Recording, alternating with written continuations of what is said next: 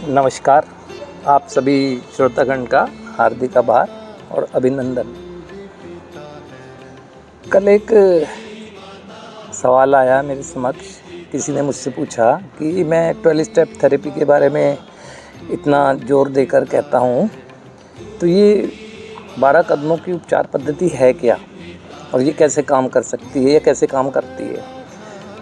तो मुझे बहुत खुशी भी हुई और ये आश्चर्य भी हुआ अपने ऊपर कि मैं 12 स्टेप थेरेपी के बारे में बता तो रहा हूँ, लेकिन मैं ये बता ही नहीं रहा हूँ कभी भी कि कैसे वर्क करती है, ये क्यों ये कारगर तरीका साबित होता है एक नशे की समस्या से फंसे व्यक्ति को निकालने के लिए। तो आज उस पर ही मैं चर्चा करूँगा। देखिए, 12 स्टेप थेरेपी या कहें कि 12 कदमों की उपचार पद्धति एक पुनर्निर्माण, किसी भी व्यक्ति के पुनर्निर्माण करने के लिए बहुत बेहतर है, ये कहे तो बहुत कारगर है, जीवन का पुनर्निर्माण करने के लिए। अभी मैं आपको ज़्यादा समय न लेते हुए विस्तार से बताता हूँ। एक्चुअल में क्या है कि 12 स्टेप थेरेपी मतलब 12 कदम हैं, यानी 12 कदम एक ऐसा प्लेटफॉर्म है, 12 कदम को करने से एक ऐसा प्लेटफॉर्म बनता रहा है जिस पर एक व्यक्ति अपने कर्मों से जीवन रूपी इमारत को खड़ा कर पाता है या तैयार कर सकता है। स्टेप बाय स्टेप बताता हूँ। पहला कदम उसमें पहला कदम एक व्यक्ति को उसके एडिक्शन, यानी कि जिस पर उसकी डिपेंडेंसी हो गई है या जिससे वो परेशानी में है, हालांकि ये एनी टाइप ऑफ एडिक्शन पे लागू होते हैं, लेकिन यहाँ प्राइमरी में बात करूँ तो ड्रग या अल्कोहलिज्म पे, कि पहले कदम का पहला पार्ट जो है ना, उसकी शक्तिहीनता है, यानी कितना पावरलेस नेस आ गई है उसके अंदर नशे को के प्रति। तो वो क्वेश्चंस के माध्यम से बहुत गहराई से उसे ये आत्मचिंतन करवाया जाता है। तो एक इंसान अपने से कभी भी झूठ नहीं बोलता है। दूसरे से तो हो सकता है कि वो झूठ बोले या झूठ बोल दे, लेकिन अपने से वो झूठ नहीं बोल सकता है या नहीं बोलता है। तो पहले कदम के माध्यम से जो उसमें स्टेप वर्किंग है, उसमें क्वेश्चंस हैं, वो उसको उसके अतीत का चिंतन कराते हैं कि नशे किस तरीके से वो किया करता था और अब क्या तरीका हो गया, और डिपेंडेंस सारी चीज़ बताते हैं ना बड़ी गहराई से उसे ना। तो उसे एक्सेप्टेंस आती है। एक्सेप्टेंस आने के बाद उसके अंदर एक पूर्ण त्याग की भावना आती है। पहले की तरह नहीं कि किसी दबाव की वजह से उसने वो नशे का त्याग किया, अब अपने आत्मचिंतन से वो नशे की त्याग की भावना मन में लाता है। तो पहले स्टेप में तो पहला पार्ट ये। दूसरा पार्ट उसका ये है कि अब मात्र नशे ने प्रॉब्लम नहीं करी, अभी ठीक है नशा तो छोड़ देगा। अब जो उसने जीवन को अस्त व्यस्त कर दिया है नशे के प्रभाव की वजह से, अनमैनेजेबिलिटी, उसका गहराई से चिंतन कराया जाता है कि वो सेल्फ जो अनमैनेजेबिलिटी है, यानी सोच कैसी हो गई, विचार कैसे हो गए, इनर अंदरूनी रूप से बदलाव आएगा, तभी तो वो कंसर्निंग पार्ट में कुछ कर पाएगा। तो वो देखता है कि जीवन के हर क्षेत्र को, फैमिली में क्या हो गया, समाज में, कार्य क्षेत्र में, और भी जिससे कंसर्न करता है वो चीज़ देखता है। तो उसके मन में आता है कि ये तो मेरी ज़िंदगी पूरी अस्त व्यस्त ही हो गई है, अब कैसे समेटूँ इसे। जहाँ कैसे समेटूँ की बात आती है, जाहिर सी बात है निराशा आएगी किसी भी व्यक्ति के मन में। जैसी निराशा आती है तो उसे मोटिवेट करने के लिए फेलोशिप होती है। वो कहती है कि इतना ही काफ़ी है कि तुम अपने आप से एक्सेप्ट तो कर पा रहे हो, नहीं तो पहले तो कभी आपने एक्सेप्ट ही नहीं किया किसी के कहने से भी। तो ये बात समझ आती है कि व्यक्ति के मन में ना, कि हाँ वास्तव में सच्चाई है कि आज मैं ये एक्सेप्ट कर पा रहा है मेरे जैसा व्यक्ति, तो कोई है जो मेरी मदद करना चाहता है। तो यहाँ से शुरुआत होती है इसके किसी पर विश्वास की। तो दूसरा कदम यही है कि विश्वास करने लगते हैं हम किसी हायर पावर पर, जो हमारे बदलाव की लिए हमारी मदद करना चाहती है ना, और हमारी सद्बुद्धि की पुनः स्थापना करनी चाहती है। वो भी क्वेश्चंस के माध्यम से होता है, हर स्टेप क्वेश्चंस के माध्यम से होगा। अब वो देखता है कि ये मेरा जीवन जो अस्त व्यस्त हुआ है, इसमें वजह क्या रही है, क्या चीज़ रही, तो उसे समझ आता है नकारात्मक सोच और नकारात्मक कर्म। तीसरा कदम इसी चीज़ का है। तो हम अपने नकारात्मक कर्म को और नकारात्मक कहते हैं ना, अपनी इच्छा और अपने जीवन को उस शक्ति को समर्पित करते हैं जिसने हमें इतना तैयार किया है कि हम जीवन में समझने लगे हैं कि हम कहाँ गलत थे, कहाँ नहीं थे। अभी सोच पर देखते हैं। फिर जीवन क्या है? जीवन कर्मों का संग्रह है। जन्म जीवन कोई है। तो हम देखते हैं कि हमने कैसे कैसे कर्म किए सोच पर, तो उनमें वो नकारात्मक कर्म और नकारात्मक सोच का सरेंडर कराने का काम करती है। वो भी सब क्वेश्चंस के माध्यम से होता है। अब हम देखते हैं कि हमारे अंदर कौन कौन से चरित्र के दोष आ गए जिसको हम समझ नहीं पाए जब तक हमारा माइंड हाईजैक रहा। तो चौथे कदम के माध्यम से गहराई से निडरतापूर्वक हम अपने गुणों को और अपने दोषों को देखते हैं जो केमिकल के प्रभाव की वजह से या जिस परिस्थिति का हिस्सा रहे उसकी वजह से आ गए, और उससे निकलने की मन में चाह लाते हैं।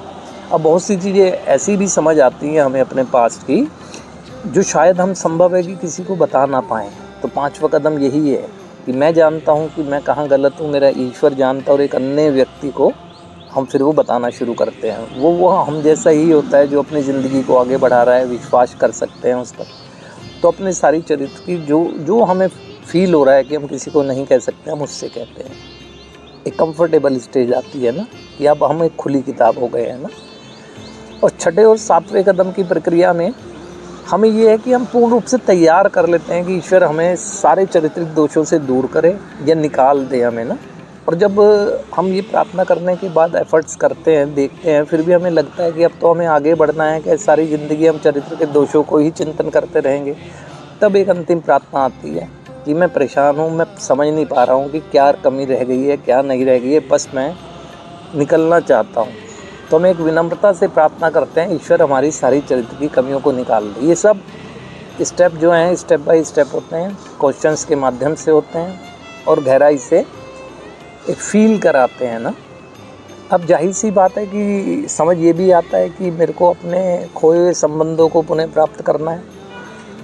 जो मैंने संबंध अपनी जो इनसेन एक्टिविटी की वजह से जो परिवार को भावनात्मक क्षतियाँ पहुँचा दी हैं, आर्थिक क्षति, मानसिक क्षति, किसी तरह की भी जो हमने उनको हानि पहुँचाई है, जाहिर सी बात है हमारे मन में कई अपराध बोध की भावना रहती है, कई इस तरह से। तो सबसे पहले 8वां कदम उसमें सलाह यही देता है, पहले हम उन लोगों की सूची बनाएं, देख तो लें कि हमने कुछ गलत किया है या नहीं किया है।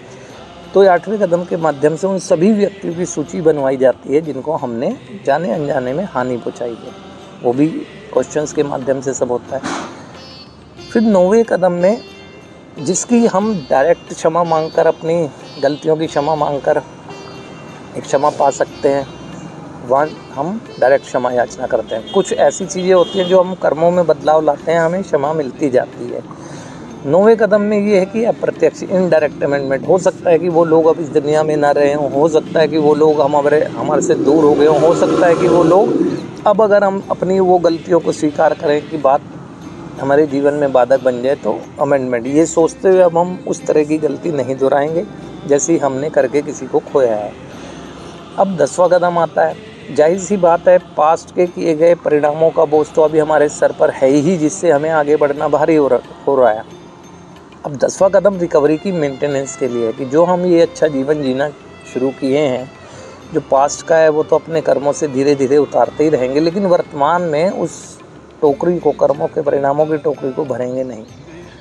कि हमने आत्म परीक्षण लेना जारी रखा, हम सेल्फ इन्वेंट्री लेते रहेंगे। जब हम गलत थे तुरंत कबूल किया, यानी अब विदाउट एनी जस्टिफिकेशन हम अपनी गलतियों को वर्तमान क्षण में मानेंगे ताकि वर्तमान क्षण को ख़राब ना होने दें। अब जाहिर सी बात है जीवन में बढ़ते बढ़ते इंसान हैं, उतार चढ़ाव आते हैं, कभी कभी कन्फ्यूज़न आता है, भ्रम आता है, हमें ऐसा लगने लगता है कि ज़िंदगी चल रही है, चलते चलते रुक रही है, या कन्फ्यूजिंग स्टेज आ जाती है, जैसे कहते हैं धुंध की स्थिति। तो अब क्या है, 11वां कदम मदद करता है। प्रार्थना और ध्यान के द्वारा हमने अपने ईश्वर से, यानी जिस पर विश्वास करते हैं, सच्चे संपर्क, अंतरात्मा की आवाज़ सीधी ईश्वर तक जाती है। सच्चे संपर्क, और क्या है उसकी अब इच्छा हमारे जीवन के लिए ना। जैसे माना कि धुंध की स्थिति हो गई, अब धुंध की स्थिति में हमने ड्राइव करनी है तो ईश्वर से प्रार्थना करते हैं, रुकते नहीं हैं, मंजिल तक पहुंचना है, धीरे धीरे धीरे धीरे अवेयर होकर हम चलते हैं, हमें इशारा एक मिल जाता है। ऐसे ही 11वां कदम हमारा रिकवरी में मदद करता है। अब 12वां कदम जो है, जाहिर सी बात है जिस इंसान ने जो इतना दर्द में था, इतने दुख में था, वो और उसका परिवार, जब एक ईश्वरी कृपा से खुशी पा ली है तो वो खुशी को बांट कर ही तो बढ़ा सकता है।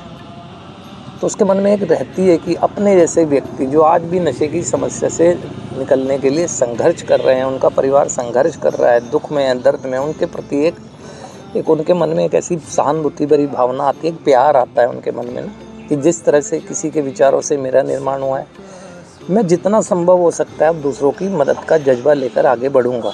जब वो मुझ तक आएंगे तो मैं उनकी मदद करूँगा, नहीं तो एक प्रार्थना तो उनके लिए करूँगा ही करूँगा। तो 12वां कदम यही है कि इन सभी कर्मों के परिणाम स्वरूप जो स्पिरिचुअल अवेकनिंग मेरे अंदर हुई है, अब मैं उसे लोगों पर आगे बढ़ाऊँगा।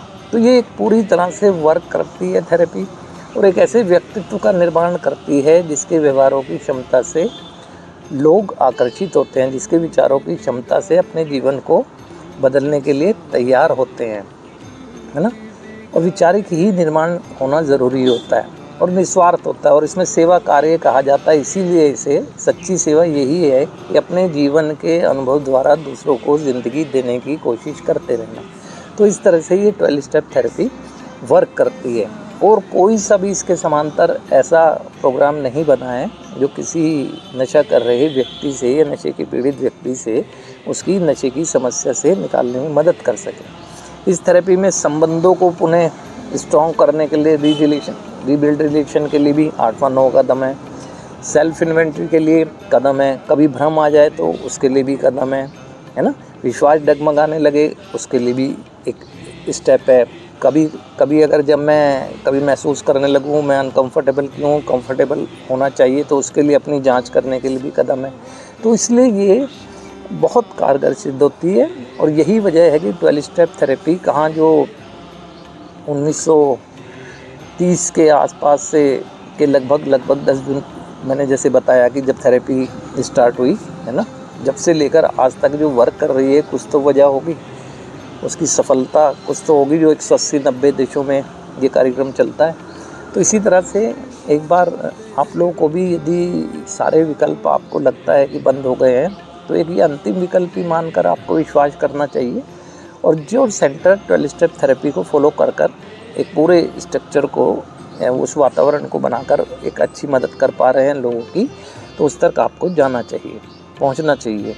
बेसिकली हम समस्या में तो रहने नहीं दे सकते हैं ना बच्चे को, तो क्यों ना कुछ एफर्ट्स किए जाएं। तो ऐसे जो भी चीज़ें आएंगी सवाल के माध्यम से आप लोगों के, उसके लिए मैं आपके समक्ष आता रहूँगा। आज के लिए आप सभी श्रोतागण का हार्दिक आभार, अभिनंदन।